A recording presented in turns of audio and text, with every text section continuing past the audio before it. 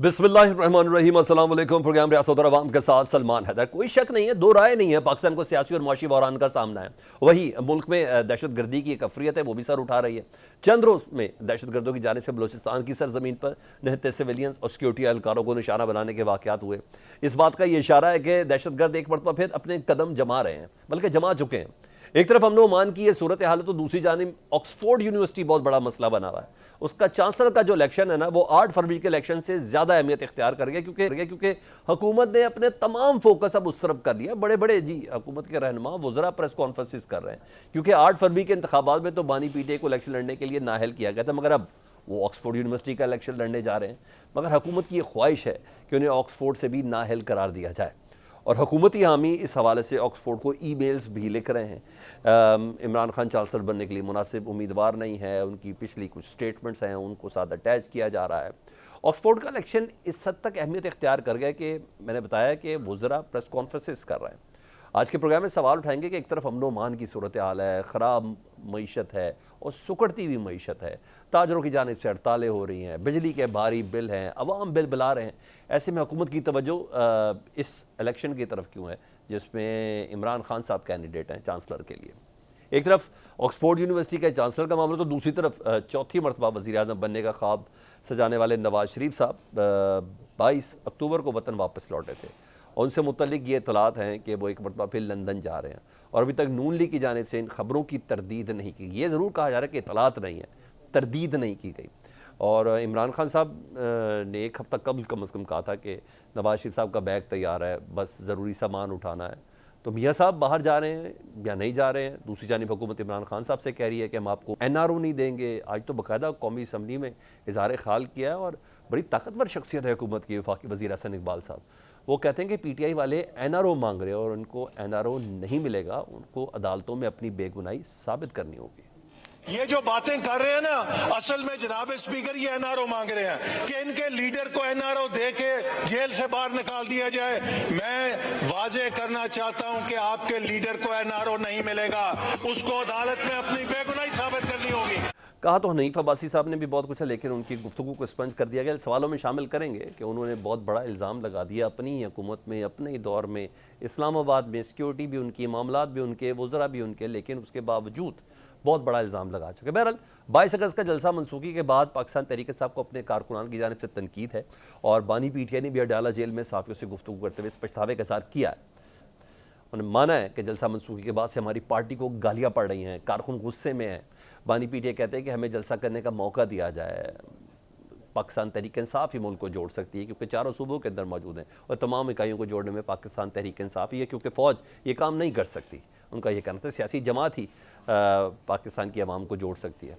PTI ने 8 सितंबर को इस्लामाबाद में जलसे का ऐलान किया हुआ है। अगर हुकूमत की जानिब से जलसे की इजाज़त ना मिले तो PTI का लाएअमल क्या होगा, ये भी जानेंगे। इसके अलावा अहम मुलाकात हो गई। मौलाना फजलुर रहमान साहब आजकल बहुत एक्टिव हैं, मेल मुलाकातें भी कर रहे हैं, और आज वज़ीर आज़म शहबाज शरीफ साहब से भी उनकी मुलाकात हो गई, उनकी रिहाइशगाह पहुँचे थे वज़ीर आज़म। ये सारी चीज़ें गैर मामूली हैं, खिचड़ी तो है पक रही। मुलाकातों का एक मकसद भी है, और यकीनन अहम सवाल भी होगा। ज़हन कुरैशी पाकिस्तान तहरीक इंसाफ के रहनुमा कहते हैं, हाँ मौलाना साहब ने PTI से इत्तेहाद के लिए सेनेट की 2 सीटों का मुतालबा किया है। यानी क्या है मामला? मौलाना हुकूमती जमातों से मुलाकात करके, अपोजिशन से भी मुलाकात करके विकटों की दोनों जानिब खेल रहे हैं, वज़न का अंदाज़ा लगा रहे हैं, क्या है? ये तमाम बातें मौजूद बहस हैं। मेहमानों से आपका तारुफ कराते चलूँ। बैरिस्टर तैमूर मलिक पाकिस्तान तहरीक इंसाफ से जी, कादिर खान बंदूखेल साहब पाकिस्तान पीपल्स पार्टी से, सेनेटर नासिर भट्ट साहब नून लीग से। नासिर भट्ट साहब, मैं ज़रा ग्रेजुअली जिस तरह मैंने इंट्रो के पॉइंट्स इकट्ठे किए थे, मैं उसी तरह ही बात करूँ। सबसे पहले मैं ज़रा बलूचिस्तान की सूरत हाल और दहशत गर्दी के हवाले से बात करूँ, लेकिन एक और शॉर्ट सुनाना चाहता हूँ। ANP के सेनेटर उमर फारूक साहब, उन्होंने हुकूमत को फ्लोर पे बड़ा आड़े हाथों लिया, ज़रा सुने। एक वक्त पे मुशर्रफ ने कहा था कि मैं वहाँ से हिट करूँगा बुकटी को, तो आज जो रो रहे हो ना, ये उस पॉइंट था। आज ये कह रहे हैं कि हम एक SHO की मारा। भाई SHO को छोड़ दे, अपने बख्तरबंद गाड़ियां तो कच्चे के डाकुओं से लाए। पहले आज जो वज़रा यहाँ बैठे हैं वो किस तरीके से आए? वो पहले वजीर बने, बाद में सेनेटर बने। अब इनको हमें सुनना पड़ेगा। जी नासिर भट्ट साहब, एपिक्स कमेटी का इजलास भी हुआ, बड़े अहम फैसले भी हुए, और एक बार फिर से तसल्ली भी है कि बलूचिस्तान के हालात बेहतर होंगे। ज़बरदस्त तरीके से पिछले 2 दिन से ऑपरेशन भी जारी है, और 5-6 दहशतगर्द भी अपने अंजाम को पहुँचे हैं। مگر یہ پاکستان کے وزیر داخلہ کو بٹھا کر ANP کے سینیٹر صاحب عمر فاروق صاحب کہہ رہے ہیں کہ آپ یہ جو SHO کی بات کر رہے ہیں نا، ماضی میں مشرف صاحب نے بھی یہ بات کی تھی کہ تمہیں یہ نہیں پتہ چلے گا کہ میزائل کہاں سے ہٹ ہوا، آپ پہلے کچے سے اپنی بختر بند گاڑیاں تو چھڑوائیں کچے کے ڈاکوؤں سے. تو یہ تو ایسا نہیں ہے کہ کہیں نہ کہیں سے محسن نقوی صاحب بھی کوئی تھوڑے جذباتی ہوئے؟ عام طور پر وہ ان کے اندر جذبات والی فیلنگ اتنی ہوتی نہیں ہے. بسم اللہ الرحمن الرحیم. بلوچستان کے حوالے سے آپ کو پتہ ہے کہ دہشت گردی جس طرح میں کہتا ہوں کہ خالی بلوچستان میں نہیں، باقی صوبوں میں اور پاکستان میں جس طرح کی دہشت گردی ہو رہی ہے، اس کے لیے آپ کو پتہ ہے کہ عزم استحکام ایک آپریشن شروع کیا گیا. تو ہماری سیاسی جماعتیں پاکستان کی جو اپوزیشن میں بھی ہوتی ہیں، خدا را وہ یہ ہوتا ہے کہ وہ اپنا بیانیہ بنانے کے لیے اس کام، یہ جو ایک دہشت گردی کا یہ اس طرح کی جو لہر چلی، اس کو اگر ہم ختم کرنے کے لیے کوئی آپریشن ہوتا ہے تو اس کے لیے سیاسی جماعتیں اپوزیشن والوں کو بھی چاہیے کہ وہ ایک پیج پہ آ جائیں، اور اس پہ ایک پیج پہ آنا چاہیے. اس کے سوا میرا خیال ہے اور کوئی راستہ ہے نہیں.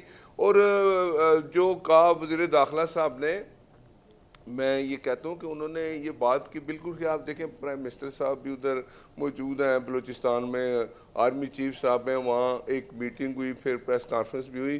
تو حالات جو ہیں، میں ایک بات کرتا ہوں کہ جو پاکستان کے جھنڈے تلے ہیں جو لوگ ہیں، چاہے وہ ہمارے اپنے جوان ہیں جو اگر وہ غلط راستے پہ چلے گئے ہیں، پہاڑوں پہ چڑھ گئے ہیں، گولیاں چلا رہے ہیں، اگر وہ بھی واپس آنا چاہیں تو ان سے بھی بات چیت کیجئے. آپ کو پتہ ہے 2013 میں جب میاں نواز شریف صاحب وزیر اعظم بنے تھے تو بلوچ صاحب عبد المالک صاحب میرا خیال ہے وزیر اعلیٰ تھے بلوچستان کے، تو ان کو ایک ٹارگٹ دیا گیا تھا. انہوں نے سب بلوچستان کے لوگوں سے جو ناراض تھے ان سے بھی بات کی. بٹ صاحب آپ ناراضگی والی اس پوزیشن سے نکل جائیں نا، آپ ان کو واپس آنے کی دعوت دے رہے ہیں. جو 57 افراد ابھی شہید کیے ہیں 2-3 دن پہلے، کیا ان کے والدین سے، ان کے بیوی بچوں سے پوچھ کے آپ لوگ معاف کر رہے ہیں؟ اب یہ ناراضگی میں کوئی جانے نہیں لیتا نا. ایک پراپر ایک سیکنڈ بٹ صاحب میں اپنا سوال آپ کے سامنے رکھنا چاہتا ہوں تاکہ آپ کو گفتگو کرنے میں آسانی ہو. یہ ناراض لوگ نہیں ہیں نا، مکمل ایکوپڈ لوگ ہیں، امریکن اسلحہ ہے ان کے پاس پوری یونیفارم ہے. تو جو جنگ لڑتا ہے، جو لڑنے کے لیے آمادہ ہوتا ہے، تو اس کے گھر میں کہیں نہ کہیں سے پیسہ تو آ رہا ہوتا ہے. یعنی اس کا مطلب ہے کسی نہ کسی حکومت کی، اور مجھے کوئی یار نہیں ہے بھارت کی، افغان طالبان کی، یا کچھ بھی، کوئی سرپرستی تو حاصل ہے نا. آپ ان کو ناراض کہہ کے کیوں ایک بار کوشن دے رہے ہیں؟ آپ نے میری بات اگر سن، میں نے کہا کہ جو پاکستان کے جھنڈے تلے ہیں، جو پاکستان کے قانون کو مانتے ہیں، ان سے تو بات ہو سکتی ہے. اور یہ دہشت گرد پاکستانی ہے ہی نہیں. دہشت گرد کے ساتھ تو وہی سلوک کرنا چاہیے. آپ نے کہا ہندوستان بیٹھا ہے جو ہمارا ہمسایہ اور رہا ہے، اس نے اپنے ہمارے جو جوان، میں کہتا ہوں کہ وہ جو ناراض ہے، میری بات ان سے تھی کہ ان کو آپ راضی کریں. لیکن وہ لوگ جو دہشت گرد ہیں اور جو ان کو ہم پاکستانی کہتے ہی نہیں، اور وہ اس قابل ہے ہی نہیں کہ ان سے بات کی جائے. میں ان لوگوں کی بات کر رہا ہوں جو ناراض لوگ بیٹھے ہیں، وہ بات کرنا چاہتے ہیں، وہ پاکستان کے جھنڈے تلے ہیں، پاکستان کے قانون کو مانتے ہیں، لیکن اپنے وہ ان کے تحفظات ہیں، ان سے بات کرنی چاہیے. یہ دہشت گرد ہیں، ان سے تو بات، میں کہتا ہوں کہ جو دہشت گرد ہے وہ پاکستانی ہے ہی نہیں. میں نے تو یہ سب سے پہلے بات کی. میں پھر بات کرتا ہوں کہ ہم سیاسی جماعتوں کو اس بات پہ ایک ہو جانا چاہیے کہ ہم نے دہشت گردی کا اکیلا کام کرنا ہے اور یہ ناسور ختم کرنا ہے. ہم کوئی بڑا کائنیٹک آپریشن ایکسپیکٹ کر رہے ہیں؟ سیاسی باتوں کی یہ ہونی چاہیے. بٹ صاحب ہم کوئی بڑا کائنیٹک آپریشن ایکسپیکٹ کر رہے ہیں سر؟ یہ بالکل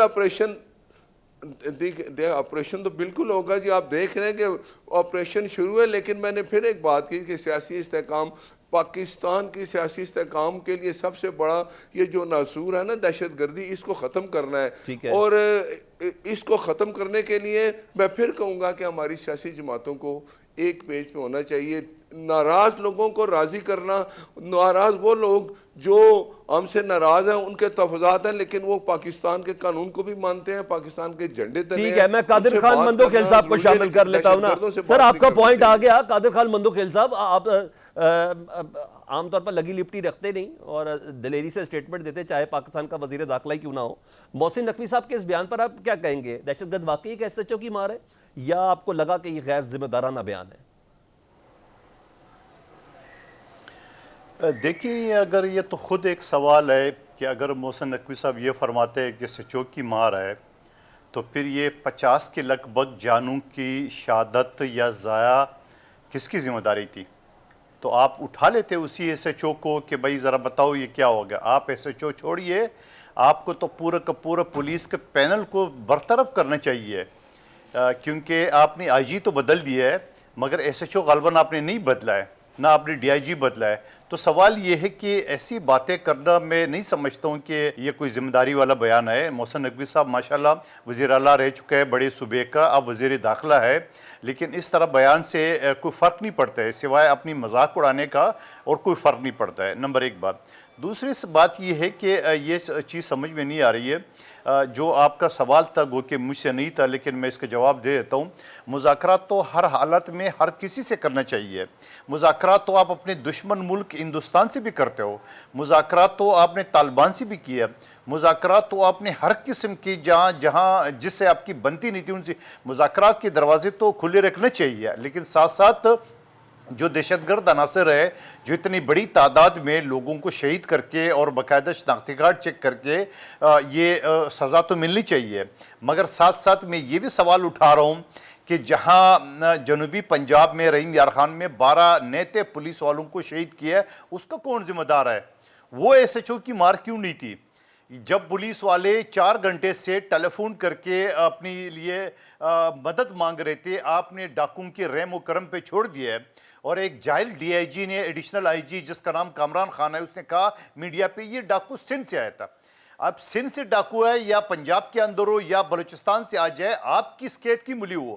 آپ کے پاس جو اربوں خربوں روپے, آپ کے پاس بختر پن گاڑیاں ہے, بلٹ پروف جیکٹ ہے, اور آپ تو ایئر کنڈیشن میں بیٹھے ہوئے, آپ نے ان پولیس والوں کو کیوں ڈاکوں کے حوالے کیا ہے؟ اس کی ایف آئی آر تو ڈائریکٹ میں کہتا ہوں ایڈیشنل آئی جی قادر مندوخیل صاحب, آپ ایک سرٹن نظر رکھتے ہیں, آج 30 اگست ہے اور قادر مندوخیل صاحب کا بیان تو ملتا ہے نا, او جی اب چھوڑیے میں یوں کر دوں گا, میں یوں کر دوں گا, اور نقوی صاحب نے بیان دے دیے. بیرسٹر تیمور صاحب, میں آپ سے اگر سوال جاننا چاہوں, اگر بلوچستان کی اوورال دہشت گردی کی بات کریں تو پاکستان تحریک انصاف کو بھی اس میں ذمہ دار ٹھہرایا جاتا ہے, کیونکہ وہ آپ کی پالیسی تھی کہ ان دہشت گردوں کو واپس لایا جائے, ان کو ری سیٹل کیا جائے. کیا کہیں گے اس پر آپ؟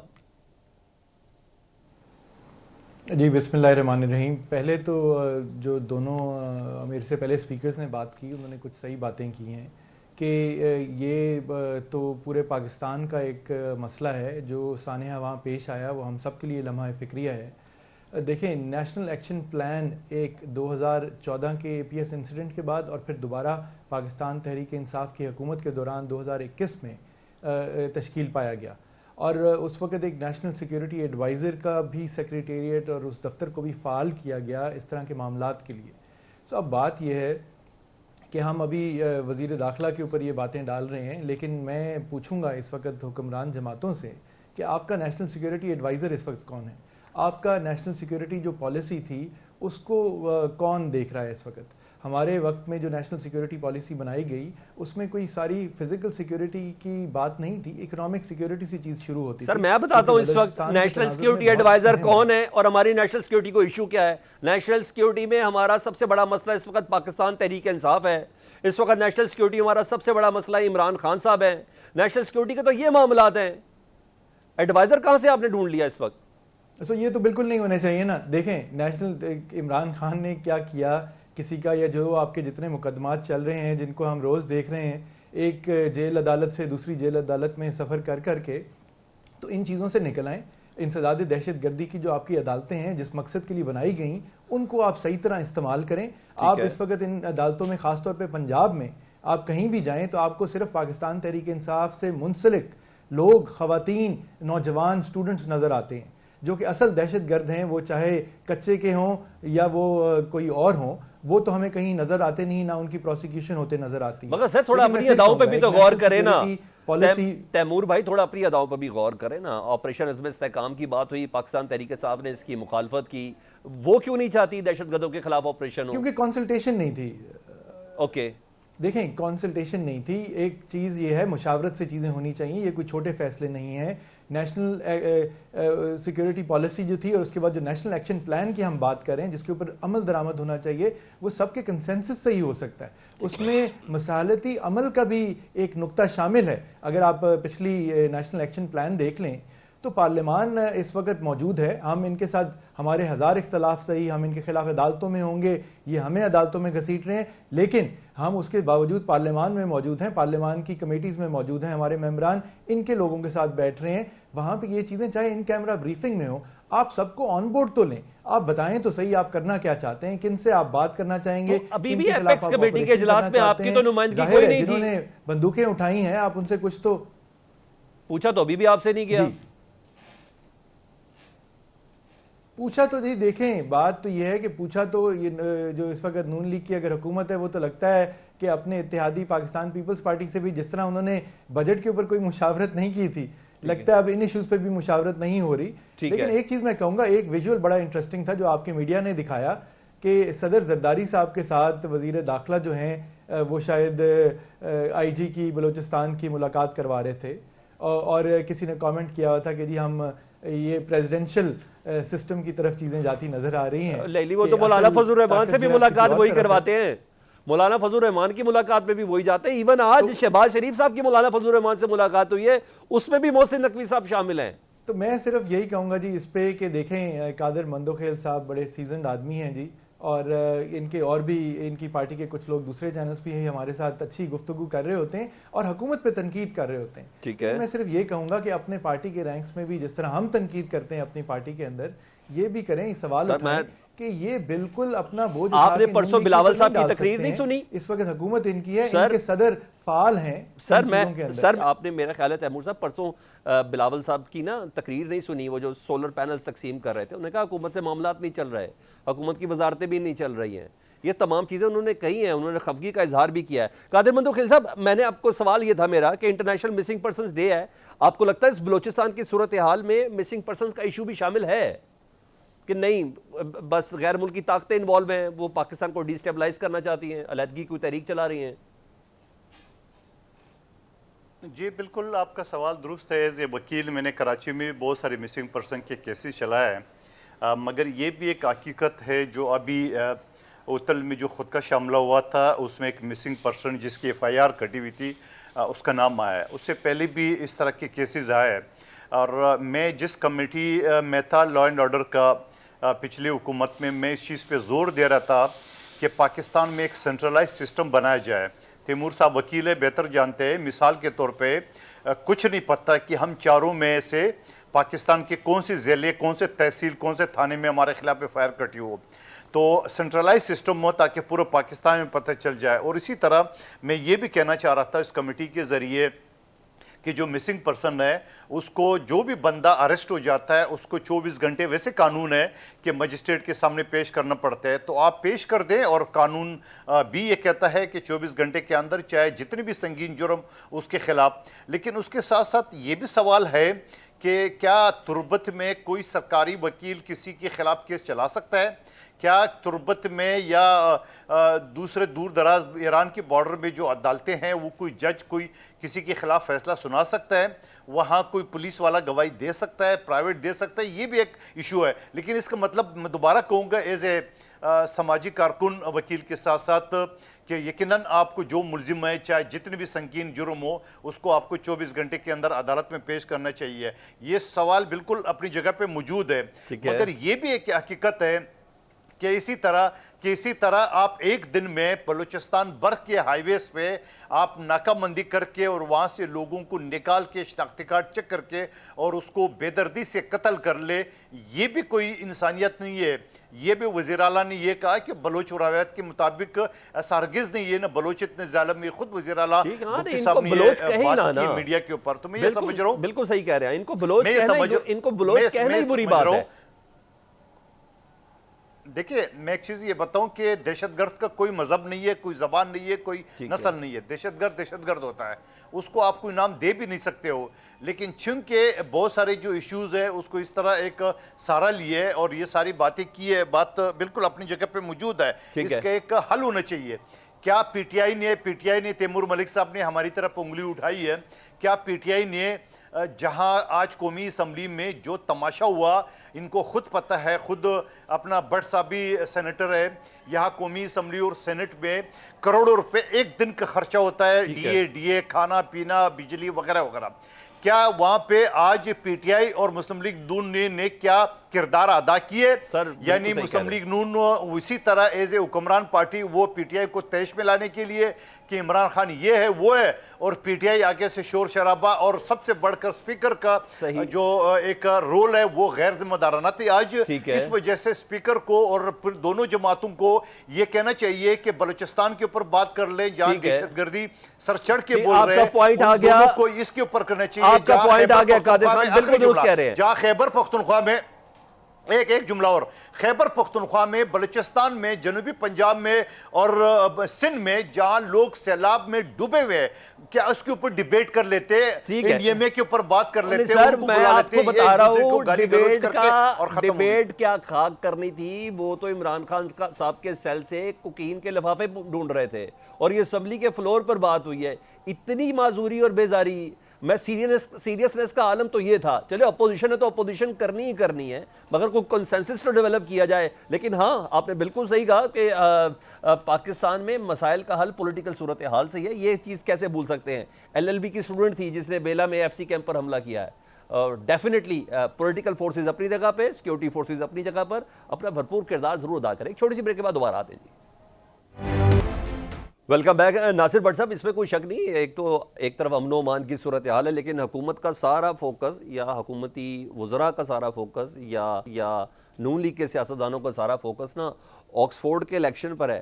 آپ لوگوں کو پرابلم کیا ہے؟ پاکستان کے ہیرو ہیں جی عمران خان صاحب، اگر آکسفورڈ کے چانسلر بن جائیں تو آپ نون لیگ کو کیا پرابلم ہے؟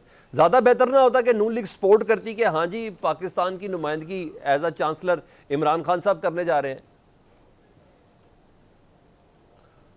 پہلے میں ذرا قادر مندوخیل صاحب کی خدمت میں ایک عرض کر دوں کہ میں ان کو بتا دوں کہ وہ بھی حکومت کا حصہ ہے، صدر پاکستان پیپلز پارٹی کے ہیں، پنجاب کا جو گورنر ہے وہ بھی پیپلز پارٹی کے ہیں، کے پی کے گورنر بھی ہیں، چیئرمین سینٹ پیپلز پارٹی کے ہیں، اور قومی اسمبلی میں ڈپٹی اسپیکر بھی پیپلز پارٹی کے ہیں، تو ہم نے اکٹھے حکومت بنائی ہے۔ تو بلاول صاحب نہیں مانتے، صاحب کی باتیں بڑی بلاول صاحب نہیں مانتے، وہ کہتے ہیں آپ لوگوں کے وزراء کی کارکردگی کوئی نہیں ہے، حکومت کام ہی نہیں کر پا رہی۔ بلاول صاحب یہ بات نہیں مانتے۔ چلے نہیں ٹھیک ہے، میں نے ویسے یاد دہانی کرائی ہے کہ میں یاد کرا دوں کہ وہ بھی ہماری کولیشن میں ہے، جو بات ایسا ہے۔ اچھا میرے سوال کا جواب تو دے دیں۔ عمران خان صاحب جو ہے نا، میں وہی جواب دینے لگا ہوں۔ دیکھیں کریڈیبلٹی عمران خان کی آپ کے سامنے ہے کہ ان کے اوپر جتنے کیس ہیں، ابھی ایک چوری کا کیس ہے جو 190 ملین پاؤنڈ کا ہے، ٹھیک ہے، اس کا بھی فیصلہ بہت جلد ہونے والا ہے، باقی بھی ان کی اور سزائیں ہو چکی ہیں، تو یہ پاکستان کے امیج خراب ہو رہا ہے، تو ہم نے اس لیے کہا ہے کہ وہ آپ نظر ثانی کریں کہ آپ دیکھیں کہ عمران خان، وہ ڈیلی میل نے بھی اخبار میں یہ خبر لگائی ہے کل سے، تو بات یہ ہمارے لیے وہ اتنا امپورٹنٹ نہیں ہے، لیکن ایک بات بتا رہے ہیں کہ وہ عمران خان کا امیج ہے، وہ اس نے جو جھوٹا بنایا ہوا تھا، اس کی ہم نے سٹوری بتائی کہ بھائی ان کے اوپر اتنے کیس بنے ہوئے ہیں، کئی کیسوں میں ان کو سزا ہوئی ہے اور باقیوں میں ہونے والی ہے۔ اچھا بٹ صاحب، بات مارنے کا میرا مجاز نہیں ہے، بالکل مزاج میرا، میں باتوں پہ باتیں مارنے کا مزاج ہے۔ ڈیلی میل کی یہی اوقات ہے کہ اس نے کئی بار میاں محمد نواز شریف صاحب کے لیے بھی ڈسگریس کا لفظ استعمال کیا، ٹھیک ہے، میں ان چیزوں میں پڑھنا نہیں چاہتا، میں ان چیزوں میں پڑھنا نہیں چاہتا، میں صرف یہ بات کہنا چاہ رہا ہوں، کہ ایک صاحب، اگر ایک معاملہ ہے، اگر آپ یہ سمجھتے ہیں کہ آکسفورڈ کے جو چانسلرز کی جو آرگنائزیشن ہے یا جو باڈی ہے جسے چانسلر سلیکٹ کرنا ہے، اس کو نہیں پتا پاکستان میں کیسز کیسے بنتے ہیں، وہ کیا آپ کے خیال ہے اسکروٹنی میں یہ نہیں دیکھے کہ پاکستان کی عدلیہ کے جو فیصلے ہیں، عدالت جو معاملات انصاف ہیں، وہ کس نمبر پر ہیں دنیا میں؟ وہ بھی تو ساری چیزیں دیکھ رہی ہوگی کہ 3 دن کے اندر 5 سزائیں دے دی گئی ہیں، یا 5 دن کے اندر 3 سزائیں دے دی گئی ہیں۔ آپ کی خواہش میں تو نہیں ہونا سب کچھ؟ دیکھیں نا، پھر آپ نے اپنی بات کی آپ نے خود ایک تردید کر دی۔ ڈیلی میل نے جب شہباز صاحب کے جھوٹا الزام لگایا تھا، تو پھر شہباز صاحب نے ڈیلی میل پہ کیس کیا تھا اور اس نے معافی مانگی تھی، ٹھیک ہے، ان کو بھی چاہیے چلے جائیں تو معافی مانگ لیں یا ان کے خلاف کیس کر دیں، پتہ تو چلے نا، یہ صرف باتیں ہیں ان کی۔ تو بات یہ ہے کہ پاکستان کا ہمارے قائد نواز شریف کے خلاف بھی آپ خود مان گئے کہ جھوٹے کی کیس بنے نا، جھوٹی سزائیں ہوئی، پاناما سے چلا تو حکامہ پہ سزا دے دی، آج وہ سزا دینے والے کدھر ہیں؟ آپ وہ خود ایک لائن میں کھڑے ہیں، وہ قصہ پانی نہ ہو چکے ہیں، نواز شریف پھر پاکستان میں ہے۔ تو بات یہ ہے کہ ہم جس حالات میں ابھی ہیں، میں تو آج پھر یہ کہوں گا کہ ان حالات میں ہمیں جو دہشت گردی ہے اس کو ختم کرنے کے لیے سیاسی جماعتیں ایک پیج پہ آئیں اور اس دہشت گردی کو ختم کرنا اولین فرض ہے. اچھا احسن اقبال صاحب کی بات میں کتنا وزن ہے کہ عمران خان صاحب NRO مانگ رہے ہیں؟ مجھے ذرا کوئی آنسر دے دیں اس کا. تو وہ تو مانگ رہے ہیں.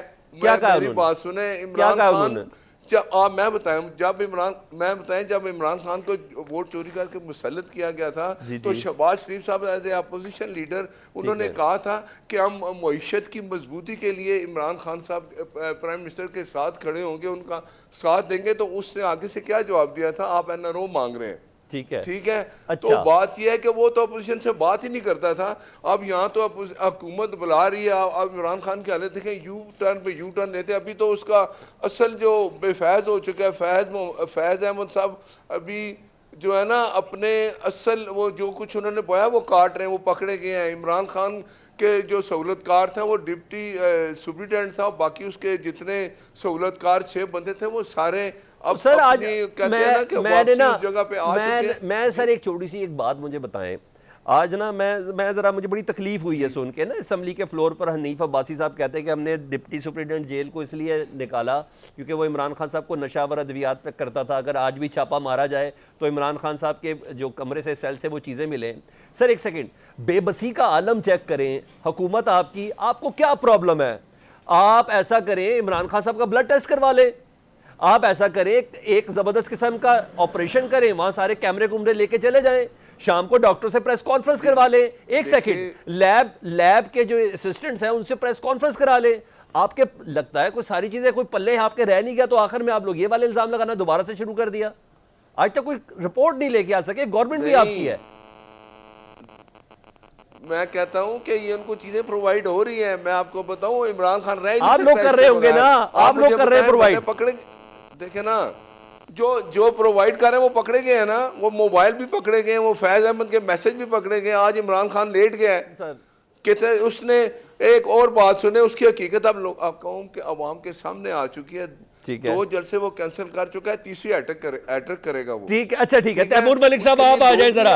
اور سر تیمور ملک صاحب، لوگ نہیں آ رہے. سر اقبال صاحب کہہ رہے ہیں آپ NRO مانگ رہے ہیں، اور کیا ایسا ہی ہے؟ گورنمنٹ بھی کوئی سپلائی دے رہی ہے سیل کے اندر عمران خان صاحب کو؟ میں پہلے تو جی انہوں نے تھوڑی سی عجیب سی باتیں کی ہیں. جہاں تک ان کے سیل کی بات ہے، عمران خان صاحب کے کیمرے لگے ہوئے ہیں ہر طرف. آپ نے ان کے ارد گرد کے بھی کئی سیل خالی چھوڑے ہوئے ہیں تاکہ وہ کہیں جا ہی نہ سکیں، کسی کو اور مل نہ سکیں. اتنی زیادہ ان کے اوپر سیکیورٹی مسلط کی ہوئی ہے وہاں کے. تو وہاں تو کوئی چیز ان کی مرضی کے بغیر نہیں جا سکتی. اگر یہ خدا نہ خواستہ کوئی کھانے میں کچھ ملا کے دے رہے ہیں اور کچھ اس طرح کا ارادہ رکھتے ہیں تو وہ بالکل الگ بات ہے. ویسے یہ کیسے، یہ کوئی جو جیل خانہ جات کا جو محکمہ ہے وہ ان سے الگ تو نہیں ہے. کل آئی جی وزٹ کر کے گیا ہے، کل آئی جی وزٹ کر کے گیا ہے، انہی کا لگایا ہوا آئی جی جیل خانہ جات وزٹ کر کے گیا ہے. میں کہہ رہا ہوں کہ آپ نے ادھر کی پریس کانفرنسیں کروا دی. کون سی پریس کانفرنس نہیں کروا دی؟ ادھر بھی 4 ڈاکٹروں کی اس بلڈ اور یورین رپورٹ کے ساتھ پریس کانفرنس کروا دے. ان کو کیا پرابلم ہے؟ نہیں، اور میں تھوڑا سا خان تو جیل میں دیسی مرغے دیسی گھی. سر وہ تو سمجھ میں آتی ہے، باقی چیزیں کہاں سے دے رہے ہیں؟ سر اپنے پیسوں پہ کھا رہا ہے، اپنے پیسوں پہ کھا رہے ہیں. دیکھیں وہاں اپنے پیسوں سے نہیں، عوام کے پیسوں کے کھا رہے ہیں. وہ عدالت کے حکم پہ وہ ان کو دیا گیا. اچھا بٹ صاحب مجھے تیمور صاحب سے بات کرنے دینا. سر عدالت کے حکم پہ نہیں، میں میرے سامنے وہاں پہ ہم نے درخواستیں دے کے اپروول لیے ہیں. اس طرح نہیں ہوتا جی. وہ عدالت حکم دیتی ہے کہ اگر آپ ان کو اجازت ہے کھانا، کوئی باہر سے نہیں، ان کو اجازت گھر کی وہیں پہ بنتا ہے. خیر یہ بات نہیں ہے. بات یہ ہے کہ سب کچھ ان کے کنٹرول میں ہے، ان کی نظر کے اندر ہے. تو یہ عجیب ایک نیا بیانیہ ڈیبیٹ کو کسی اور طرف لے کے جانے کی کوشش کر رہے ہیں، اور یہ بڑی افسوسناک بات ہے. یہ بالکل نہیں ہونا چاہیے. آپ نے پہلے آکسفورڈ کی بات کی جی. میں خوش قسمت ہوں جی کہ میں ان کو ووٹ ڈال سکوں گا جب الیکشن ہوگا.